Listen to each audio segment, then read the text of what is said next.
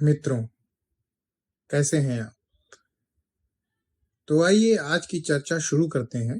ज्योतिष में आज हम लोग विचार करेंगे सिंह राशि और सिंह लग्न वालों के लिए भूमि, भवन, वाहन का सुख कब, और साथ ही साथ अगर ये स्थितियां कमजोर हों तो कैसे कैसे आप उस संभावना को फलीभूत कर सकते हैं कि आपको भूमि, भवन, वाहन का सुख पर्याप्त मिले।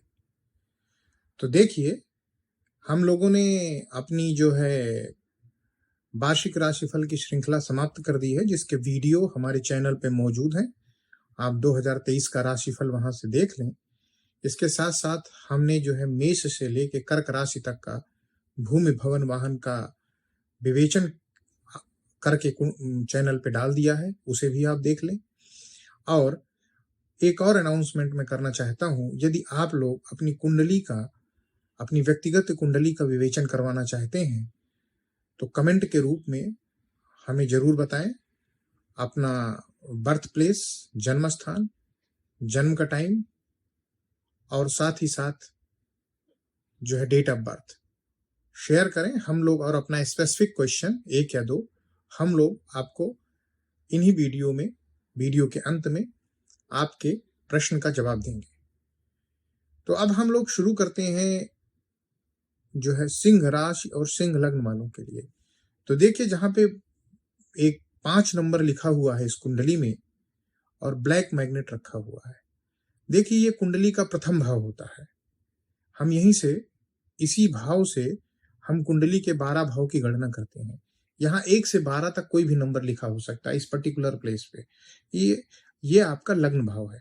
यहाँ पे 5 नंबर लिखा हुआ है, इसका मतलब ये सिंह लग्न की पत्रिका है। इसके अलावा आपका चंद्रमा कहीं भी बैठा हो इस कुंडली में 1 से लेके 12 भाव तक, अगर वहां पे 5 नंबर लिखा हुआ है तो आपकी सिंह राशि है।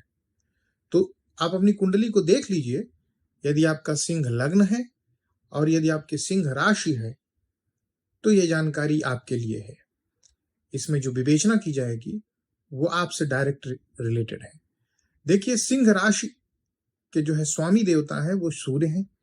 सूर्य इस कलयुग में सूर्य और चंद्र को प्रत्यक्ष देवता माना जाता है, क्योंकि वो आंखों के सामने निकलते हैं और आंखों के सामने अस्त होते हैं।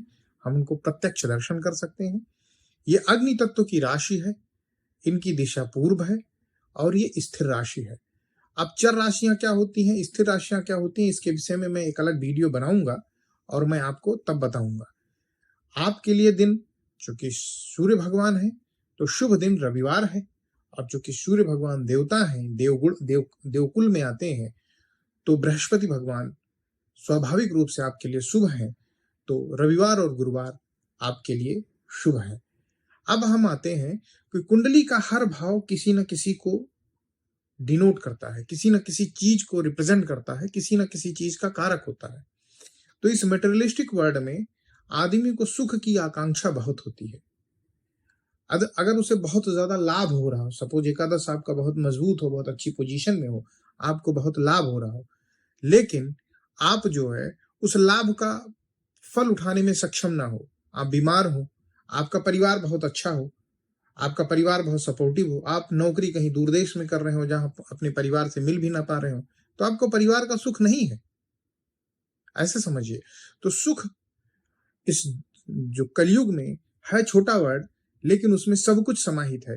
आप किसी भी चीज की सुख की कामना कर सकते हैं, और वो किसी भी चीज के सुख की कामना के लिए जो भाव है वो 4th भाव है। अगर ब्रॉड लेवल पे देखा जाए तो भूमि, भवन, वाहन और माता के सुख का विचार 4th भाव से करते हैं।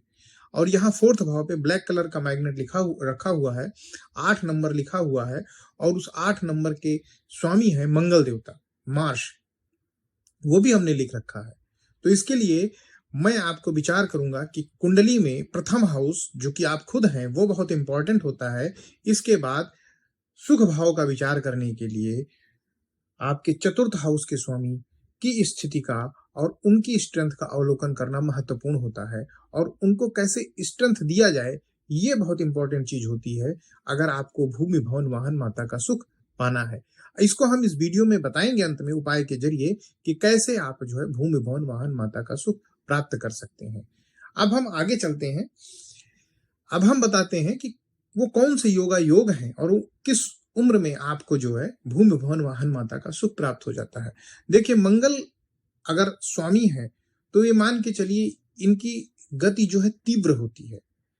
ये जो है फास्ट वर्किंग होते हैं। ये जो है खिलाड़ियों को रिप्रेजेंट करते हैं। ये आर्मी को रिप्रेजेंट करते हैं।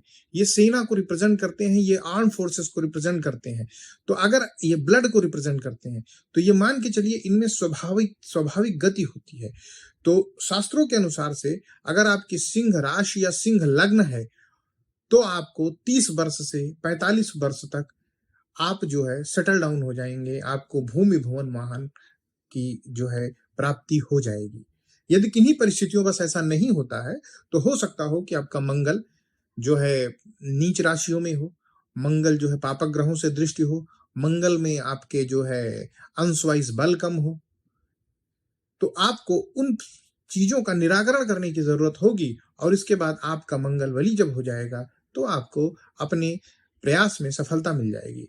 अगर आपका लग्न जो सूर्य है और वो मंगल है और वो दोनों युति बना के चतुर्थ हाउस में बैठ जाए, मतलब मंगल अपने ही घर में बैठ जाए और लग्न आके सुख भाव में बैठ जाए, तो आप मान के चलिए कि आपको भूमि भवन वाहन माता का सुख पर्याप्त मिलेगा। इसके अलावा अगर चतुर्थ भाव का स्वामी जहां पे 2 नंबर लिखा हुआ है, रेड मैग्नेट रखा हुआ है, वहां जाके बैठ जाए, दशम भाव में बैठ जाए, तो दशम भाव में बैठने के कारण मंगल को दिग्बल प्राप्त होगा। अगर मंगल यहाँ मतलब जिसकी कुंडली में मंगल यहाँ पे बैठता है, अगर वो उच्च का हो, स्वराशि का हो, तो वो कुल दीपक नामक राजयोग का निर्माण करता है। और साथ ही साथ वो जो है 7वीं दृष्टि से आप अपने चतुर्थ भाव को देखेगा, आपके लग्न और राशि में। तो चतुर्थ भाव को देखने के कारण आपके भूमि भवन वाहन और माता के सुख में वृद्धि करेगा। साथ ही साथ अगर मंगल पंचम भाव में बैठ जाए जहां पे 9 नंबर लिखा हुआ है, और या नवम भाव में बैठ जाए जहां पे 1 नंबर लिखा हुआ है, दोनों जगह एलो मैग्नेट रखा हुआ है, अगर इस स्थिति में बैठ जाता है मंगल, तो भी आपको भूमि भवन वाहन माता का सुख पर्याप्त प्राप्त होगा। इसके अलावा एक स्थिति और भी है। यदि मंगल स्वतः चतुर्थ भाव का स्वामी स्वतः उठ के आपके लग्न में बैठ जाए, आपके शरीर में बैठ जाए मतलब, और वहां सूर्य भी बैठा हो या सूर्य ना भी बैठा हो, लग्न ना भी बैठा हो, तो सुख भाव का स्वामी खुद ही आपके लग्न में आके बैठ गया, तो इसका मतलब आपको भूमि भवन वाहन माता का सुख पर्याप्त प्राप्त होगा। ये एक सामान्य सा फलादेश हुआ। अब चूंकि सूर्य और मंगल आपके इस कुंडली के लिए अत्यंत महत्वपूर्ण है, तो आप इनको स्ट्रेंथ बल कैसे प्रदान कर सकते हैं। देखिए, सूर्य और मंगल जो है, सूर्य भगवान जो है वो हनुमान जी के गुरु थे, और मंगल जो है उनके अधिष्ठाता देव हनुमान जी हैं। तो अगर आप हनुमान जी की आराधना करते हैं तो आपके सूर्य और मंगल स्वभावतः बली हो जाएंगे। कार्तिकेय स्वामी की आराधना करते हैं तो भी आपका मंगल स्वभावतः बली हो जाएगा। अगर आप मंगल चंडिका देवी की आराधना करते हैं या मंगला गौरी की आराधना करते हैं, मंगलवार के दिन उनके दर्शन करते हैं माता के मंगला रूप के, तो भी आपका मंगल स्ट्रेंथ में आ जाएगा। और ये काम आपको कम से कम 11 मंगलवार तो करने ही करने हैं। इसके अलावा अगर प्रतिदिन आप हनुमान चालीसा का पाठ करते हैं, प्रतिदिन अगर आप जो है क्या कहते हैं हनुमान जी के अष्टोत्तर शतनामावली का पाठ करते हैं, आप रामचरितमानस का संकल्प पूर्वक शुरू से लेके अंतिम कांड तक पाठ करते हैं, लंका कांड तक, रोज जो है 2 पन्ने 4 पन्ने 1 पन्ने 1 दोहा 2 दोहा और खत्म करते हैं, तो अगर आप संकल्पित होके इस मनोकामना के साथ आपका पाठ करेंगे तो आपके कार्य सिद्धि होने में कोई विलंब नहीं रह जाएगा। ये तो एक सामान्य सा उपाय है, लेकिन ये सामान्य सा उपाय भी बड़ा मारक है।